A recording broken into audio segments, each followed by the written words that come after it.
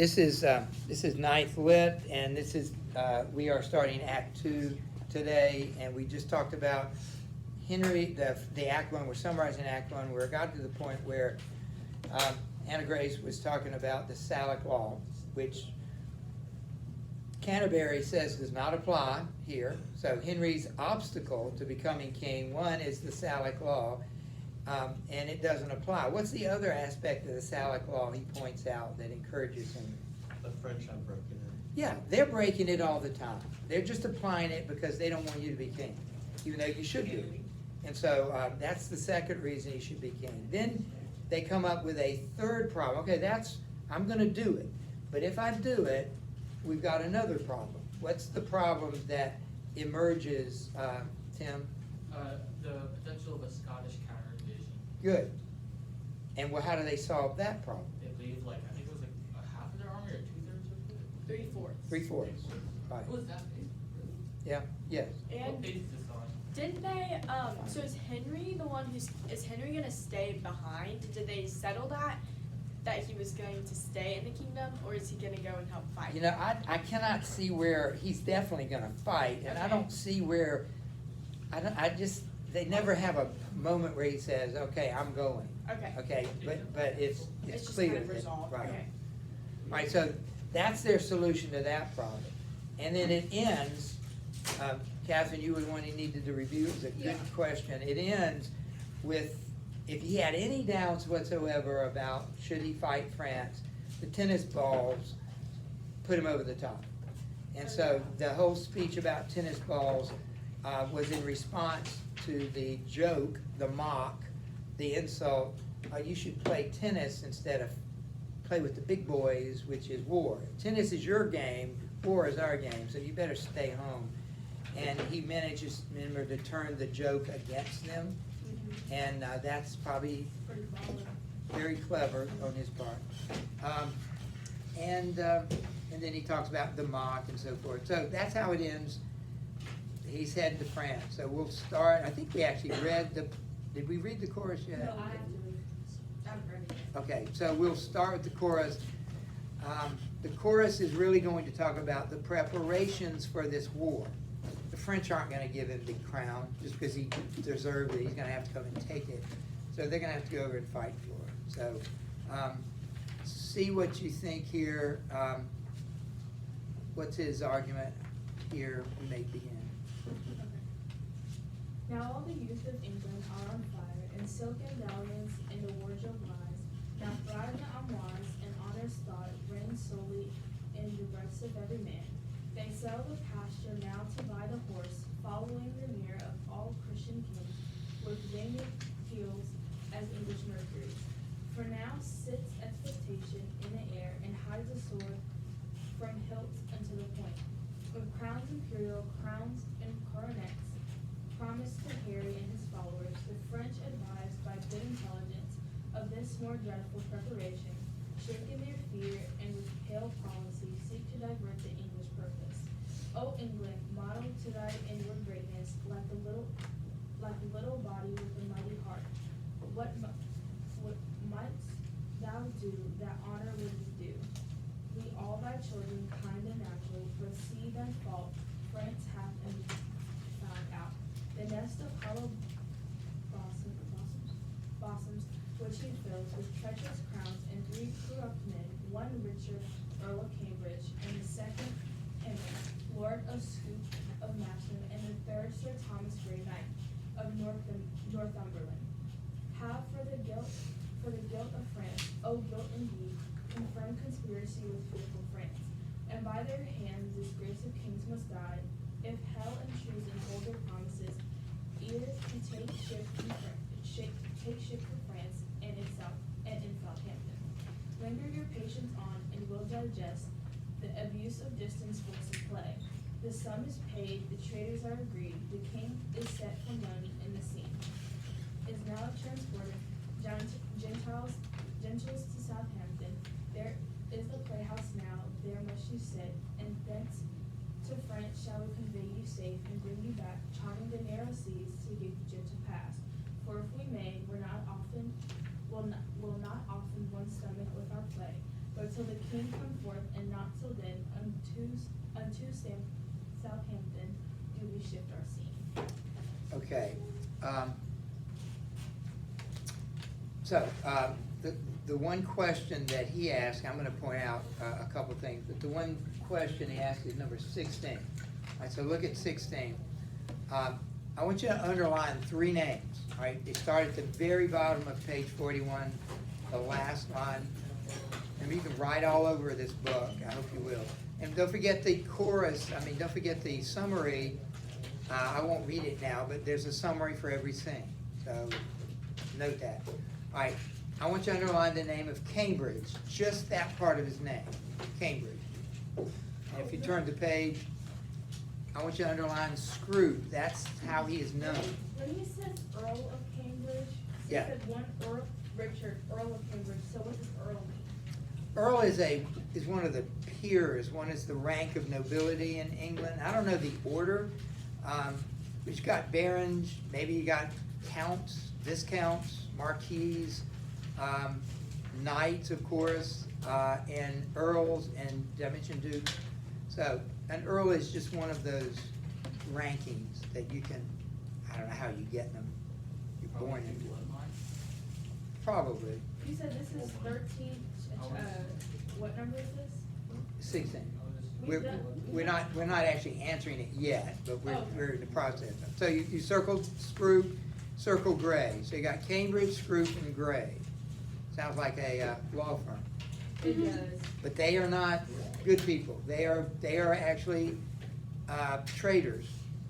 And they have betrayed the king, that is Henry. You'll find out later that they actually accepted money to kill the king. Now, in some cases, they are friends of the king. One of them is actually a cousin. Scroop, I'm not sure which one, we'll have to read it. One of them is closer to Henry than the other two, but they are traitors.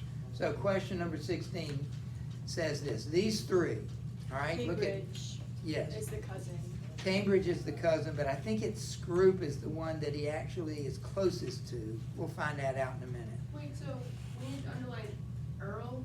No, just Cambridge, Scroop, and Gray. Wait, but it's like Earl of Cambridge. Yeah, but you don't need to know all that, you just need to know Cambridge. Okay. We'll substitute that for his name. My Alrighty. uncle and my grandfather's name is Earl. Oh, cool.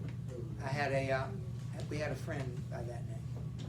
Earl? All right, 3 names. Like Earl. I'm gonna read 26. 26 says, these 3 have, for the guilt of France, O guilt indeed, confirmed conspiracy of fearful France. So they use the word guilt, G-I-L-T, and the word guilt, G-U-I-L-T. That creates kind of a pun. Yeah. Let's finish this. But it's kind of a pun.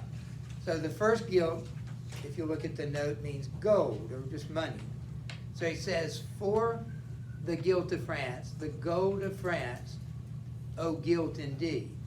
So they have actually been paid money to betray Henry. So they're guilty of that.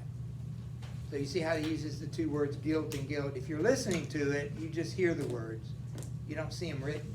You have to understand the context, but it becomes a pun.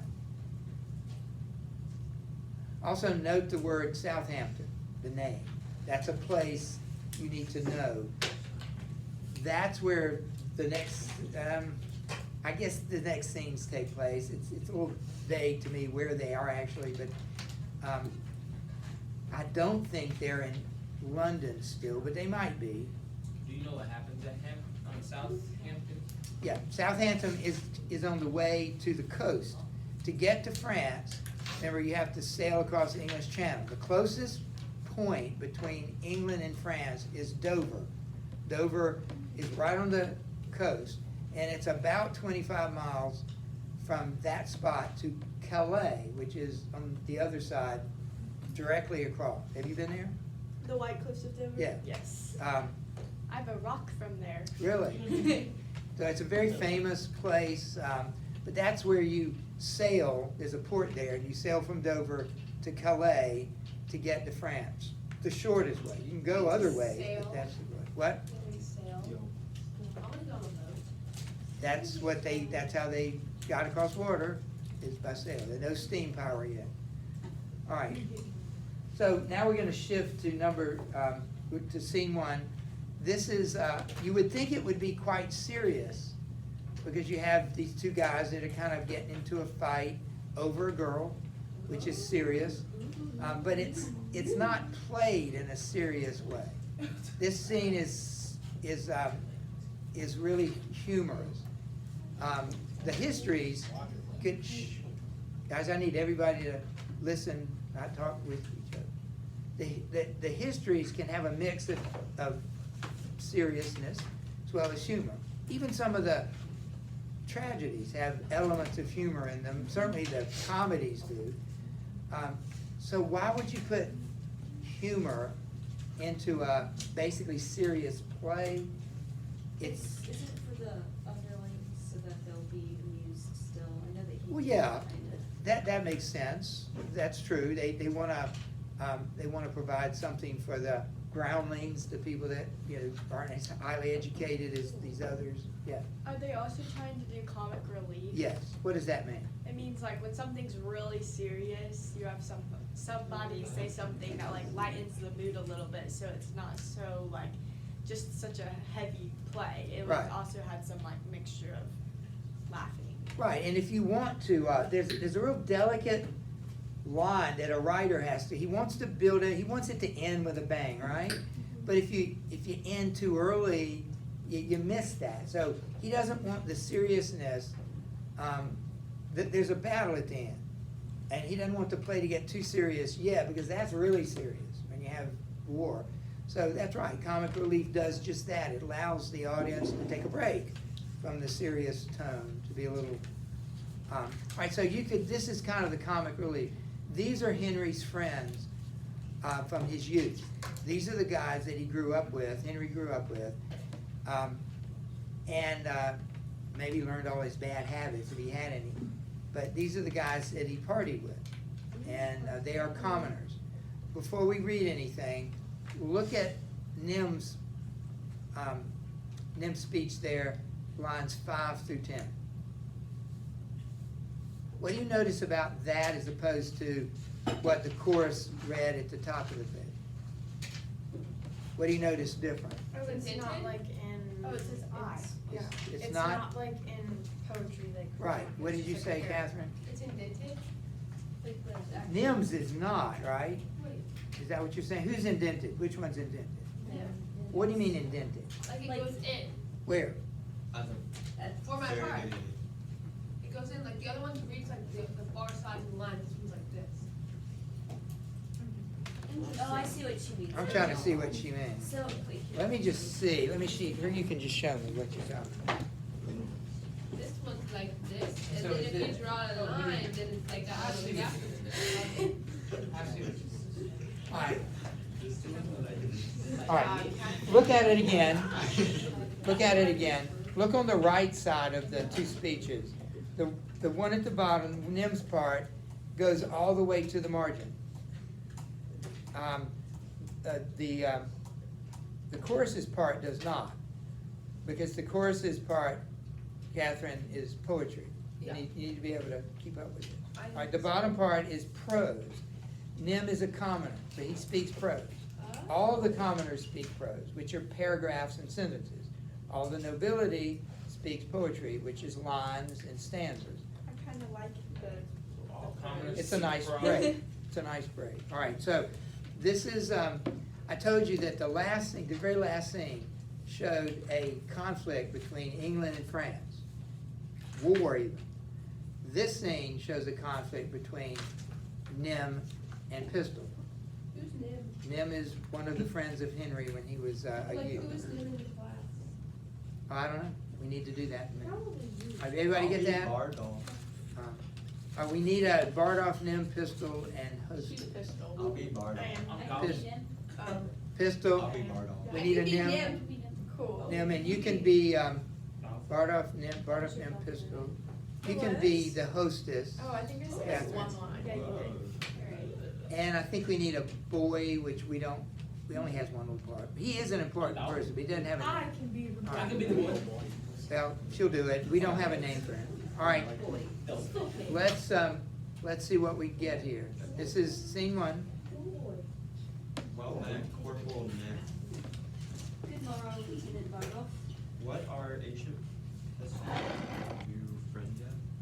For my part, I care not, I say little. But when time shall serve, there shall be smiles. But that shall be as it may, I dare not fight, but I will wake and hold out mine iron. It is a simple one, but what though? It will toast cheese, and it will endure cold as another man's sword. Cold as another man's sword will, and there is a day. I will bestow a breakfast and make you friends, and you will be all three sworn brothers to France. Let be so, good Corporal Nick. Faith, I will live so long as I can, that's certain of it. And when I cannot live any longer, I will do as I may. That is my rest. That is the rendezvous of it. Okay, Nim just spoke. I want you to underline the statement, that's the certain of it.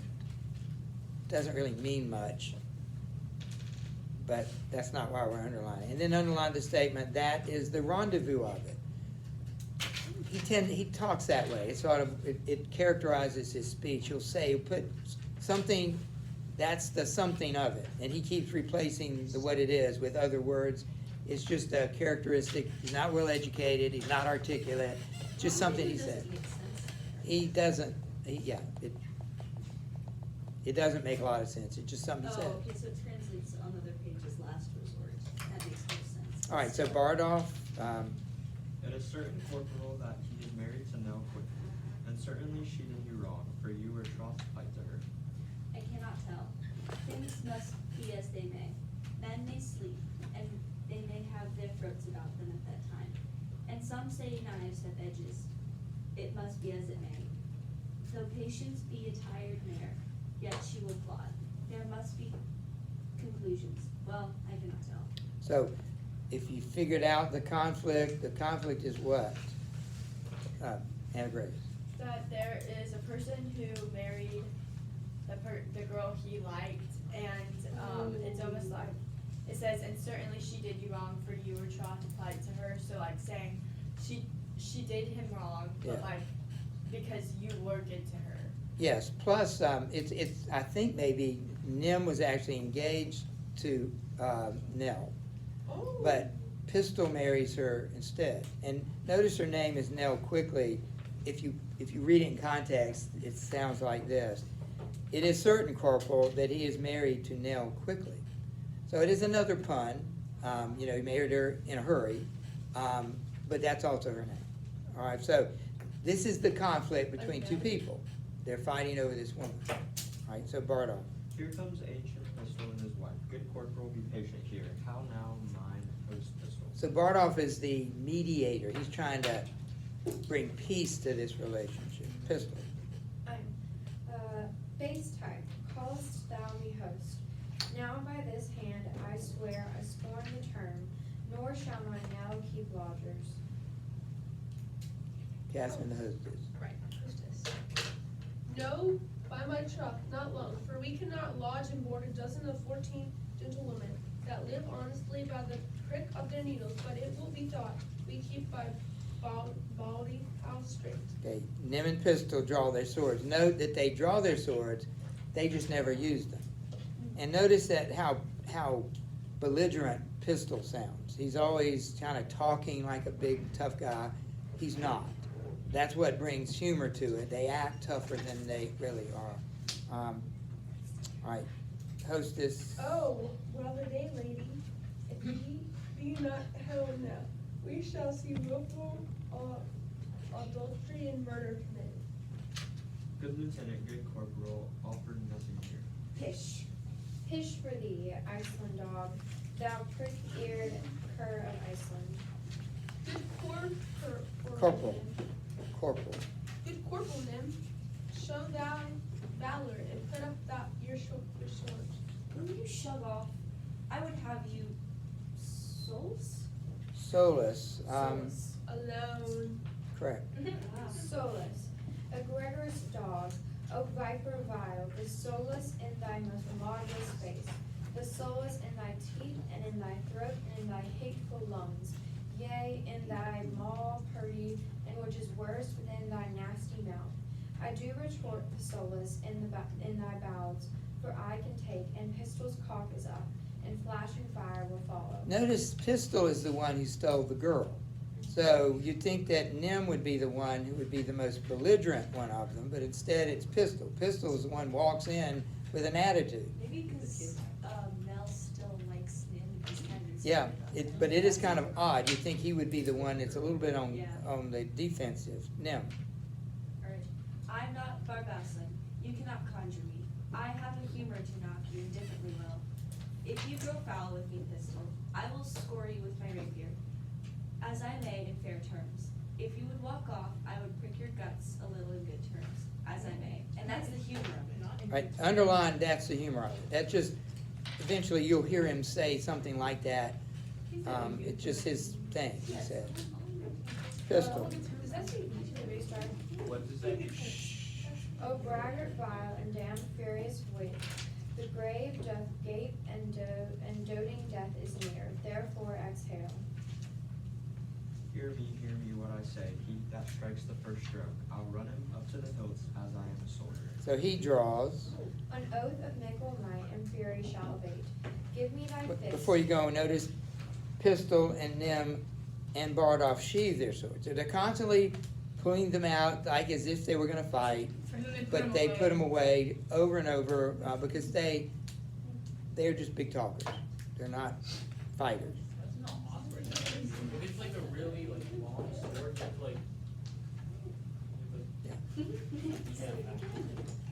Give me thy fist, thy forefoot to me give, thy spirits are most tall. I will cut thy throat one time or other, in fair terms. That's the humor of it. Couple George, that is the word. I defy thee again, O hound of Crete. Thinkest thou my spouse to get? No, to the spital go, and from the powdering tub of infamy fetch forth the laser kite of Cressid's kind. Dultershete she by name, and her a spouse. I have and I will hold the quondam quickly the only she. And Papa, there's enough to go to. That other name, Dal Tirshi, is another character later in the book. It's an error in the text, and he calls his wife her by her name. He calls her Dal instead of what's her name, Nell. And Interesting. yeah, and she's not in the scene, so she doesn't hear it. Quickly for the boy. Pistol. Oh, sorry. No, it's the boy, so it's Taylor. Taylor, you want to read? Wait, I'm Bullet? You're You said you wanted to do Oh, I didn't know you were serious. Okay. it. Somebody's got to do it. My host Pistol, you must come to my master and your hostess. He is very sick and would to bed. Good Bardolph, but thy face between his sheets, and do the office of a warming pan. Faith, he's very ill. Okay, I want you to write a name in the margin. The name is Falstaff. I'll tell you how to spell it. Capital F-A-L, one word, S-T-A-F-F. Falstaff, one word. Wait, what is that? F-A-L-S-T-A-F-F. Right, he's never appears in the story. He has no lines, but he was a major part of the previous two plays. And he was Henry's father figure. He was Henry's like uncle type. He's not related to him, but he kind of replaced his father because his father was so busy being king. So he is actually dying, and he dies in this thing. So Bardolph, Away you rode. hostess, Jasmine. By my troth, he'll eat the crow a pudding one of these days. The king has killed his heart. Good husband, come home present. And notice that she blames Henry for it. And we can go ahead and tell you that the reason she blames Henry is because after Henry became king, he turned his back on all these people, on these friends. He turned his back on Falstaff, because now he's king. He can't be friends with them anymore. And so, he turns his back on them, and she blames Henry for it. So she exits with the boy, Bardolph, yeah. Come shall I make you two friends, we must stick friends together. Why the devil should we keep knives to cut one another's throats? Let floods overswell and fiends for food howl on. You'll pay me the 8 shillings I wanted you at the day. Base is the slave that pays. That I now will have, that's the humor of it. As manhood shall compound, push home. Of course, they draw their swords again. By the sword, he that makes the first threats, I'll kill him. By the sword, I will. Sword is an oath, and oaths must have their course. Corporal, no, and thou will be friends, and thou wilt not. Why then be enemies with me too? Prithee, put up. A noble shalt thou have, and present pay, and liquor likewise will I give to thee, and friendship shall combine, and brotherhood. I'll live by Nim, and Nim shall live by me. Is not this just? For I shall have subtler be unto the camp, and profits will occur. Give me thy hand. Okay, make a note here. These three friends, Bardolph, Nim, and Pistol, they are going to go to France with the army. They're in the army. They're supposed to be soldiers, but that's not why they're going. They're going in order to make money, which is one of the motives of anybody going to war, So going to France to make money. to make money Crazy. quickly. Can I tell you this? There are people right now, go ahead. There are people right now debating whether we should go into Ukraine. And so they're debating, they're also debating, that's unlikely. We pray that that won't happen. But we are selling arms to the Ukrainians, or giving them to them, or whatever. But people have made the point, should we even be doing that? You know, because what's really gonna happen here is the arms makers, those people that make the weapons, the airplanes, the missiles, the equipment, they're going to make a lot of money off this. And so that very accusation that some people use war to make money is out there right now. Because people are saying, no, we shouldn't have anything to do, because every time we give them a jet fighter, that means the Russians, they might take it out on us, they might fight us. And besides, the airplane makers, they just trying to make money. So this book is fresh as the morning news. Yes. I shall have my noble. Oh, I'm sorry. In cash, most justly paid. Well then, that's the humor. So I've lost count, but they've drawn their sword 3 or 4 or 5 times, and they've sheathed them because they won't fight each other. They're cowards. All right, here the hostess comes. Catherine. Oh, right, sorry. As ever you come of woman, Yeah. As ever you come of women, coming quickly to Sir John. Ah, poor heart, he is so shaped of a burning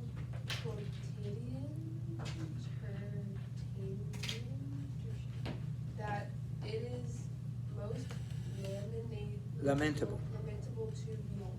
Sweet man, come to him. The king hath run bad humors on the night. That's the even of it. Nim, thou hast spoke the right. His heart is fracted and corroborate.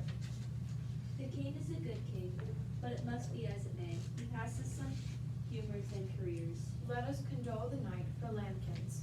We will live. So this Falstaff is dying, and they're blaming King Henry because he deserted him.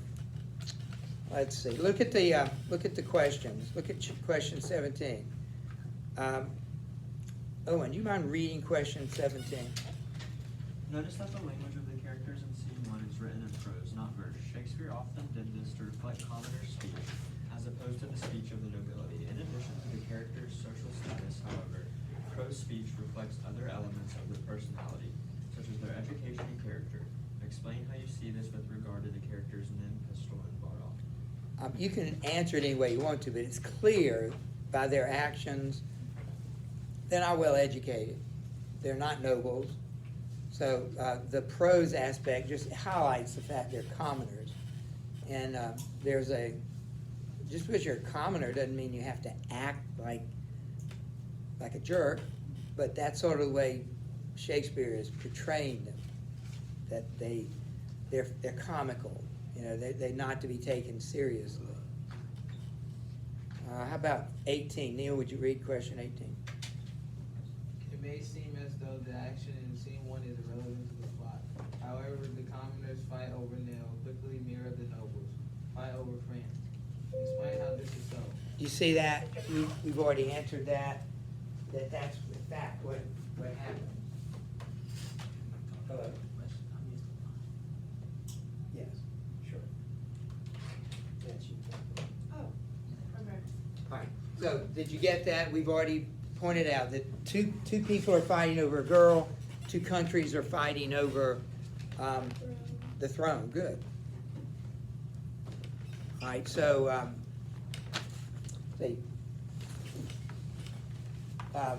Tim, would you read the next question, question 19?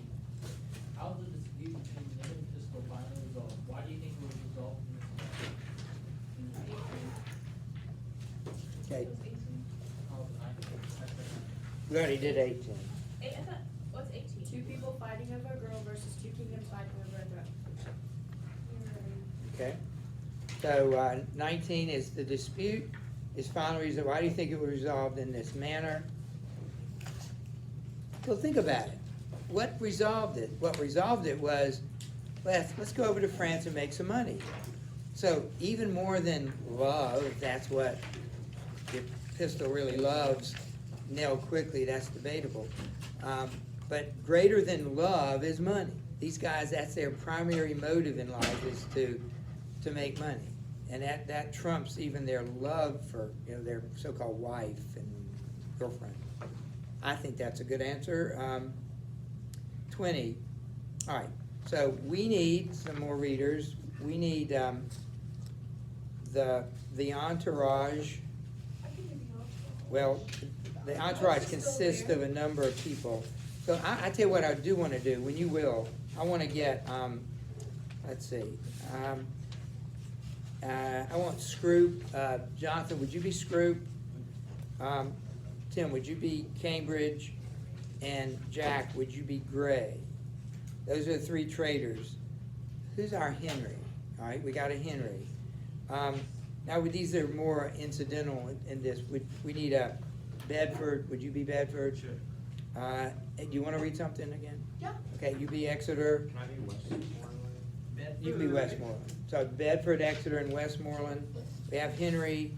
We have Cambridge, Scroop, and Gray. That, I think, covers the entire rest of this scene. Yep. All right. When we finish this scene, we're going to write. So we're going to take a break. I think we can get through this scene. So the scene changes. I think we're saying they're in Southampton. But anyway, we'll start with Bedford, Exeter, and Westmoreland, and that the order. Okay. Good night. Okay, we're on scene 2. All right. The king had. Okay, where are you? I just want to make sure we're in the same place. Act 2. It's on For God. Page 51. Oh, I'm on 53. Sorry. 51. 51? Okay. For God, His grace is bold to trust these traitors. They X2. shall, Oh, shoot. I thought that was part of the scene. they shall be apprehended by and by. How smooth and even do they bear themselves, as if a lion of allegiance, and their bosoms sat crowned with faith and constant loyalty. The king hath no of all that they intended, by interception which they dreamed not of. Nay, but the man that was his bedfellow, whom he hath doled in cloyed with gracious favors, that he should for a reigning purse so sell his sovereign's life to death and treasure. All right, so the sound of the trumpets, that's the flourish. Enter the King of England, Scroope, Cambridge, and Gray with the attendants. Now, Henry knows that they are traitors.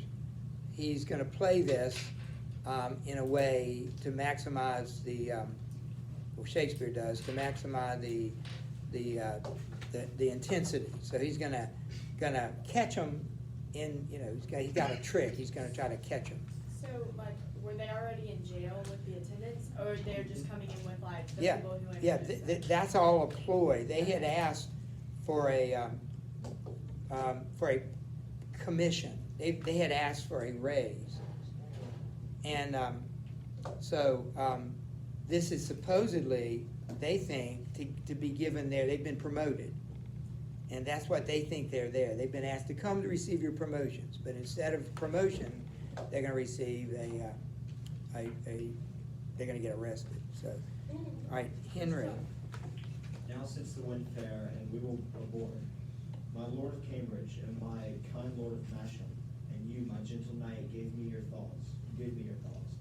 Think you not that the powers we bear with us will cut their passage through the force of France, doing the execution and the acts for which we have in head assembled them? No doubt, my liege, if each man do his best. I doubt not that, since we are well persuaded, we carry not a heart with us from thence that grows not in a fair consent with others, nor leave not one behind that doth not wish success and conquest to attend others. Never was monarch better feared and loved than is your majesty. There's not, I think, it's like the best countries and refugees under the sweet shade of your dome. True, those were your father's enemies, have stepped on their galls and honey, and do serve you with hearts crave of duty and zeal. We therefore have great cause of thankfulness, and shall forgive the office of our hands sooner than the quittance of desert. Is it desert or desert? Desert, you want to. Two S's is However, if someone deserts somebody It is two S's. with one S, that's confusing. It's desert and dessert, depending on the context.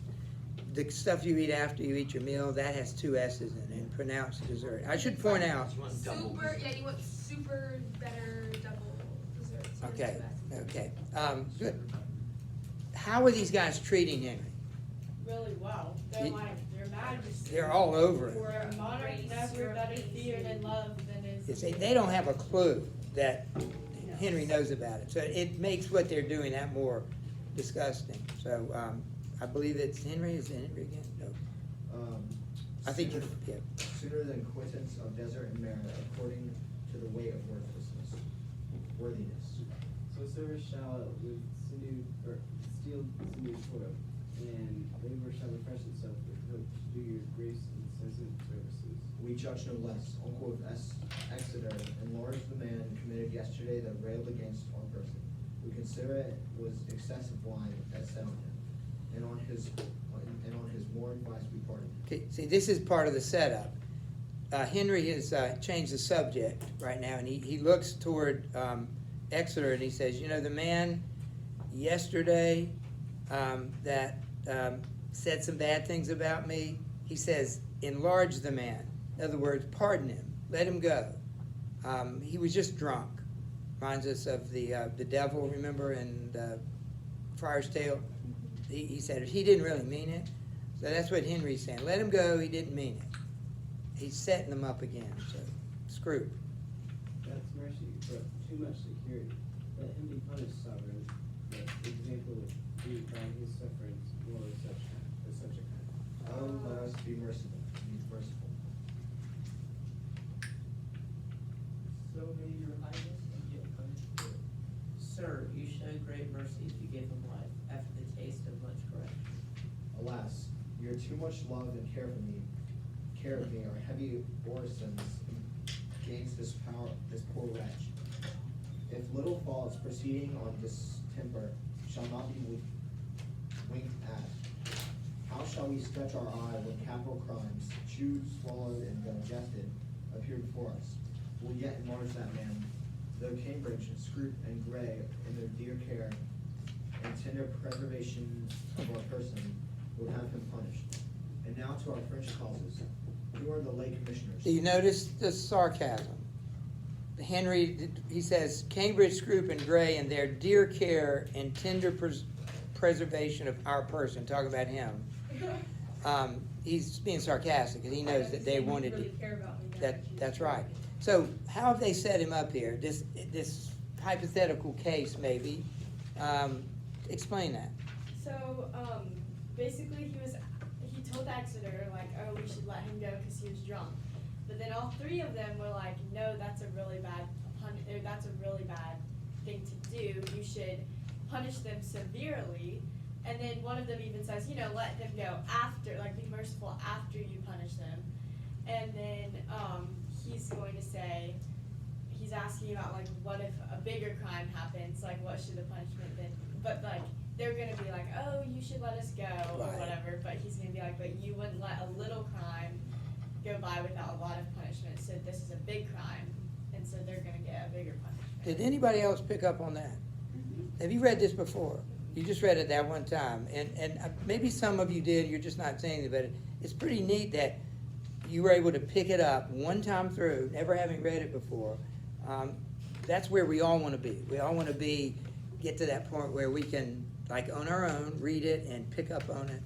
So I commend you on that.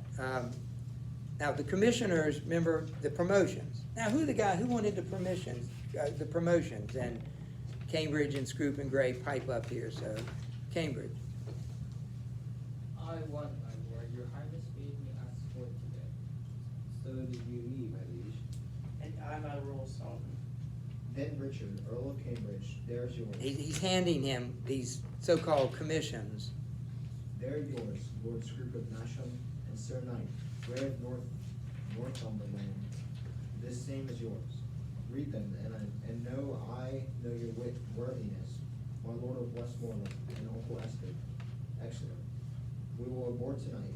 Why, how now, gentlemen? What see you in those papers? Why you lose so much complexion? Look you, how they change. Their cheeks are paper.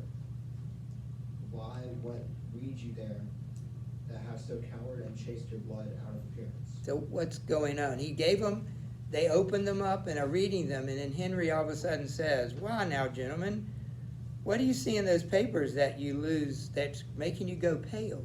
I do confess my fault. Do submit me to your Highness's mercy. So what was probably on those papers? I know you're a traitor. Yes, the charges against them. You are accused of high treason against the king. The mercy that was quick in us, but late by your own counsel is suppressed and killed. You must not dare, for shame, to talk of mercy. For your own reasons turn into your bosoms, Bosoms is correct. bosoms, as dogs upon their masters, worrying. See you, my princes, and my noble peers, these English monsters, my Lord of Cambridge here. You know how apt our love was to accord, to furnish him with all appurtenance belonging to his honor. And this man hath, for a few light crowns, gladly conspired and sworn unto the practices of France to kill us here in Hampton, to which this night, no less for bounty bound to us than Cambridge is, hath likewise sworn. But oh, what shall I say to thee, Lord Scroop, thou cruel, ingrateful, savage, and inhuman creature? Thou that didst bear the key of all my counsels, that knewest the very bottom of my soul, that almost mightst have coined me into gold. Wouldst thou have practiced one for me for thy use? May it be possible that foreign hire could out of these extract one spark of evil that might annoy my finger? 'Tis so strange that though the truth of it stands off as gross as black as white, my eye will scarcely see it. Treason and murder have kept together, as two yoked devils sworn to either purpose, working so grossly in a natural cause that administration did not whoop at them. But thou, gainst all proportion, didst bring in wonder to wait on treason and on murder. And whatsoever cunning fiend it was that wrought upon these so preposterously, hath got the voice in hell for excellence. All other devils suggest by treason, debauch, and bungle of damnation, with patches, colors, and forms being fetched from glistering semblances of piety. But he hath tempered thee blade thee stand up, gave thee no instance why thou shouldst do treason, unless to dub thee with the name of traitor. If that same demon that hath gulled thee thus should with his lion gait walk the whole world, he might return to vasty Tartar back and tell the legions, I can never win a soul so easily as that Englishman's. Oh, how hast thou with jealousy infected the sweetness of affiance? Show men dutiful. Why so didst thou seem thy grave and learned? Why so didst thou come they of noble family? Why so didst thou seem they religious? Why so didst thou, or have they spare and die? For thee, free from gross passion, or of mirth or anger, constant in spirit, not swerving with the blood, garnished and decked in modest compliment, not working with the eye without the ear, but in purged judgment trusting neither. So and such and so finely dawdled didst thou seem, and thus they fall, hath left a kind of blot to mark the fool's fraught man, and best endued with some suspicion. I will weep for thee, for this revolt of thine, methinks, is like another fall of man. Their faults are open, arrest them to the answer of the law, and God acquit them for their practices. Okay, there's a lot there that we don't need to know, but there are two things we do, okay?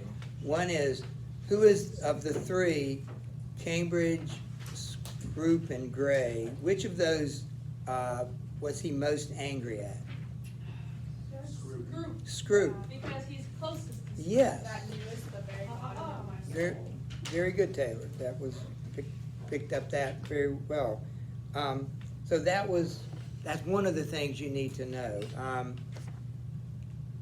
The other thing, I don't know which one that is, but turn to question number 24. We will go back and review the others, but look at question 24. It says find parallelism on page 61. Oh, why so didst thou? Keep going. Why so didst thou seem they grave and learned? Keep going. Why so didst thou come they of noble family? Why so didst thou seem they religious? Why so didst thou are they in spare diet? All right, I'm very impressed with your answer. What makes that, and that is the answer, what makes that parallel? Because the first four words are the same, and it kind of brings like emphasis to his like emotion and Good. question. And look at the next four words. Why so didst thou? And then it says, seem they grave and learned? Come they of noble family? Seem they religious? Or are they spare in diet? So parallelism is created when you say similar things using similar grammatical forms. So you notice seem, come, seem, are.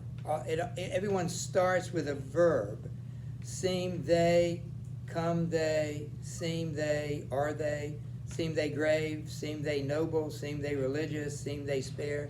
So it's not exactly the same words, but it's almost, and that's parallel. Plus you have that repetition. Why didst thou, why didst thou? And you correctly pointed out that it creates emphasis, right? Didn't you say that? Anything you repeat creates emphasis. Yeah, I'm emphasizing this, that's why I'm saying it 3 times. Like when you ask for a question, did you do it?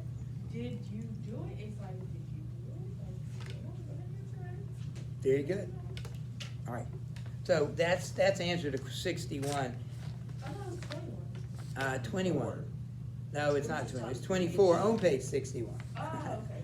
All right. So let's finish this quickly. Scroop. Sorry, Exeter. That would be you, right, Neil? No. No. You, Catherine, Yeah. you feel like you can do this, Catherine? I was listening, I was just like head down. With future me. That, I listen best when my eyes are closed and my head's down. We were talking about question number 24. It's Celestial Great Answer. You don't have to prove me, I trust you. All right, What page are we on? 61. 61.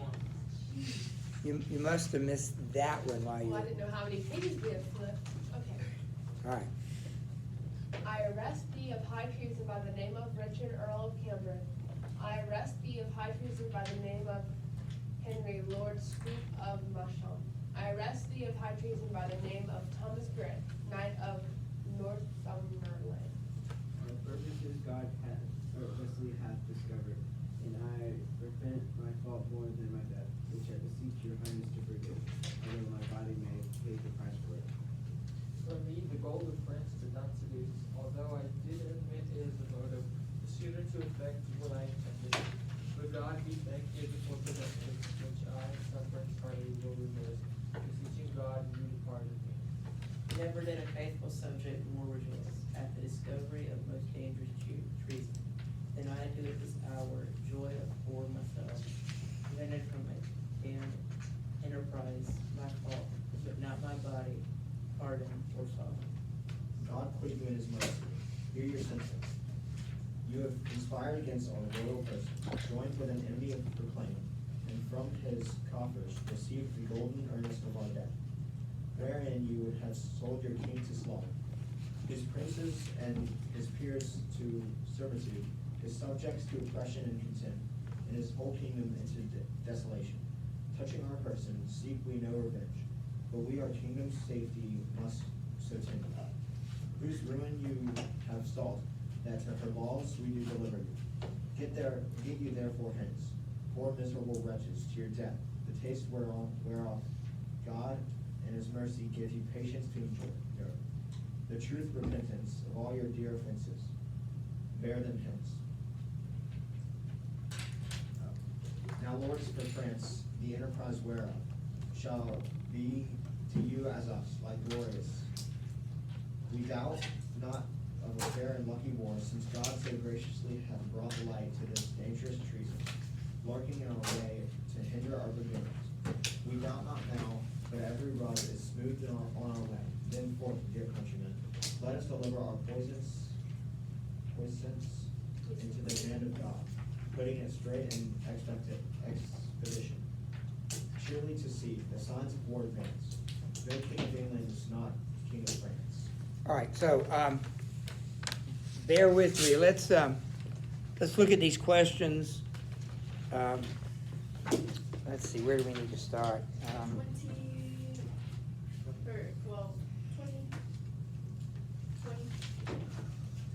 Okay, so 20.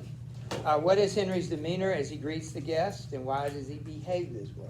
He's overly friendly, sort of, to kind of like cover up the fact that he knows. Yes, very good. So 21, we need to look there. It's easy to find, but page 55, there's alliteration. Can someone find some? Yes. Capital crime, choose. All right. 55, that's a good one. If you see another one, yes. Line 38 says service shall excuse sinews. That's even hard to say, isn't it? Where is it again? Line 38, I think. You can hardly say, I can hardly say that. So service shall with steeled sinews toil as well. Both of those are good examples. All right. 22, how does Henry reveal his knowledge of the conspiracy? He gives him the paper. Right, pretending that they are promotions, but in fact they are accusations, charges. 23, how does Henry use the traitor's lack of mercy against him? And this is, I believe, Anna Grace pointed this out earlier. He asked them, okay, so because he knew that they were traitors, he knew that their answers would be unmerciful, and that's for a little crime. And for the big crime of being a traitor, he would then have no mercy on them, because they had no mercy on the drunkard. That's well said. You can phrase it any way you want to. Isn't there a I would Bible agree. story that's like that? Bible story. What question Well, I think of the man who was forgiven this large amount, and he walks Yes. outside and he doesn't forgive the debt of a servant who owes him like a week's worth. Yeah. And that's- so, Yeah. that's, Similar. yes. Not, yeah. That's why you should always forgive people, because God's forgiven you. If you hold on to grudges, God basically says, forgive those, who trespass against you, so you can be forgiven. All right, the parallelism we did, number 25, 3 traders act almost relieved at being caught. Do you think it's sincere, or do you think they're acting in order to have a lenient sentence? It's up to you. I think it sounds like they're sincere, but that's my opinion. 26, what is the tone of Henry's speech as he issues the trader's sentence? Serious. Yes. Yeah, but not celebratory. Yeah, He's- upset. He's not angry, but he is serious. Disappointed, that's a good word. He's not rejoicing. Man, I can't wait to see you die. He's not happy about it, but good. That's a tough, Did he send them to death? what? Did he send them to death? Yes. Treason is a capital offense, Yes. even in this country. I was saying, we still kill people for treason now, right? We would, but it's, It's hard to get. we haven't done it in a long time, fortunately. It's hard to catch people actually doing it. Honestly, not really. I mean, if you're selling government. What do you have to do to be Depends like? who you are. If they, It's kinda Oh. if they slip up one good time and you like. Yeah, that's with these guys too, they slipped up one good time and got caught. All right, that's a good question, though. All right, 27, how does the uncovering of traitors' plot lead Henry to believe that he will be successful in his invasion of France? It's a good omen. It's like before the game, you find a 4-leaf clover, I don't know, that's a dumb example. But before the game, you find out you got an A in lit class for the year. So you say, man, this is my lucky day. I'm gonna go out and, that's kind of how Henry feels. Wow, his is more serious than that. He said God is looking out for us. He allowed us to find these guys, so he's taking care of us.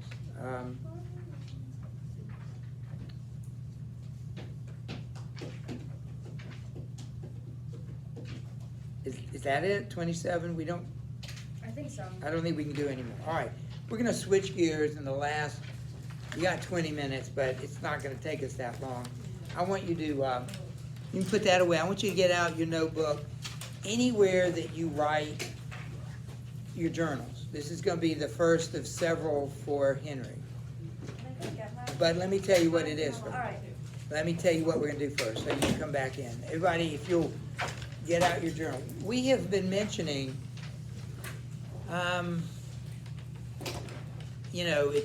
we've been talking about friendships. Henry's friendship with Falstaff, Henry's friendship with Pistol, Bardolph, and Nym, Henry's friendship with Scroop and Cambridge, and some of those people have betrayed him.